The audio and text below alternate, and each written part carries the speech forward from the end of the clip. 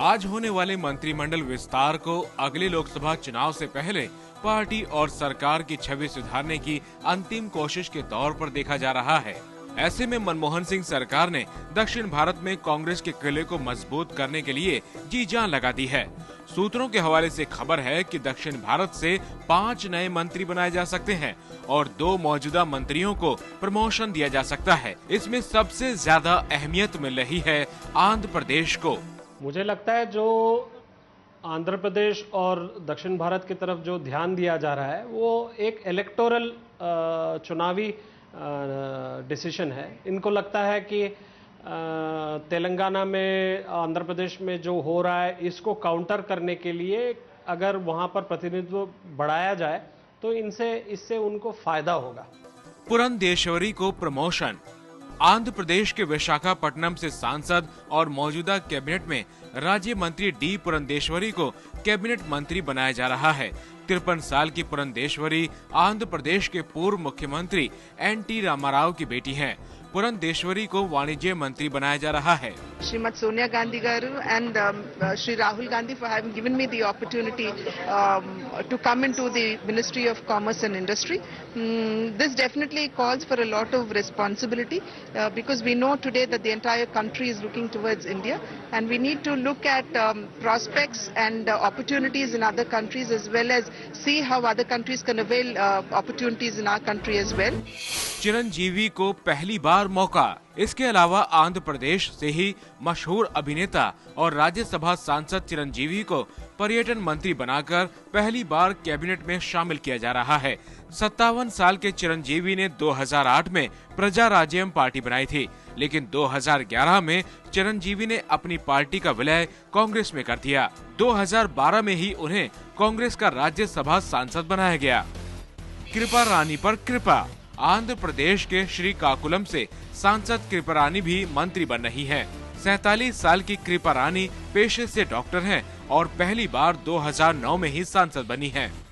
P Balram Naik को भी मौका।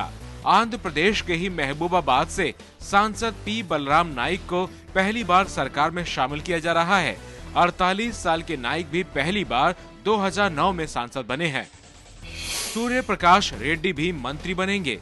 आंध्र प्रदेश के कुरनूल से सांसद कोटला सूर्य प्रकाश रेड्डी को भी पहली बार मंत्री बनाया जा रहा है। 61 साल के सूर्य प्रकाश आंध्र प्रदेश के पूर्व मुख्यमंत्री विजय भास्कर रेड्डी के बेटे हैं और 2009 में तीसरी बार सांसद बने हैं। शशि थरूर का भी कमबैक। पूर्व विदेश राज्य मंत्री शशि थरूर की भी मंत्रिमंडल में वापसी हो सकती है। 56 साल के थरूर केरल के तिरुवनंतपुरम से लोकसभा सांसद हैं। उन्होंने 2009 में ही पहली बार चुनाव जीता था और सरकार में उन्हें विदेश राज्य मंत्री बनाया गया था, लेकिन आईपीएल और ट्विटर विवाद के बाद उन्हें साल भर के भीतर इस्तीफा देना पड़ा था। सूत्रों के हवाले से खबर है कि शशि थरूर को मानव संसाधन विकास मंत्रालय या ग्रामीण विकास मंत्रालय में राज्य मंत्री बनाया जा सकता है। मुनियप्पा को प्रमोशन। सूत्रों के मुताबिक कर्नाटक चुनाव की वजह से रेल राज्य मंत्री एच मुनियप्पा को भी कैबिनेट मंत्री बनाया जा सकता है।